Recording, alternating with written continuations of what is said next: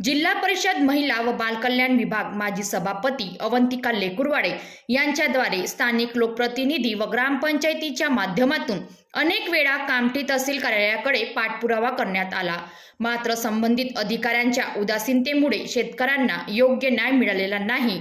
त्यामुळे शासकीय अधिकारी व कर्मचारी यांच्या निष्क्रियतेमुळे गैरव्यवहार व अतिक्रमणाला चालना मिळत आहे।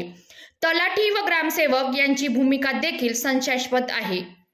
याबाबत 3 सप्टेंबर 2025 रोजी माजी जिल्हा परिषद सभापती अवंतिका लेकुरवाडे यांच्याद्वारे कामठी तहसीलदार गणेश जगदाळे यांना निवेदन देण्यात आले, मात्र अद्यापही कार्यवाही झालेली नाही आहे। याआधी सुद्धा गणेश जगदाळे यांच्या कार्यकाळामध्ये असेच अनेक बोगस दस्तावेज संबंधित कार्यकाळाला घेऊन जनतेद्वारे गुपचूप आवाजमध्ये आरोप लावण्यात येत आहे व त्यांच्या कार्यकाळाची तपास करण्याची मागणी करण्यात येत आहे।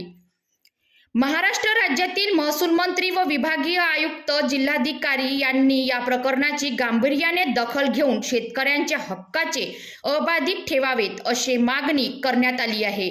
अतिशीघ्र कार्यवाही न झाल्यास तीव्र आंदोलन करण्यात येईल असा इशारा माजी सभापती अवंतिका लेकुरवाडे यांच्याद्वारे देण्यात आला आहे।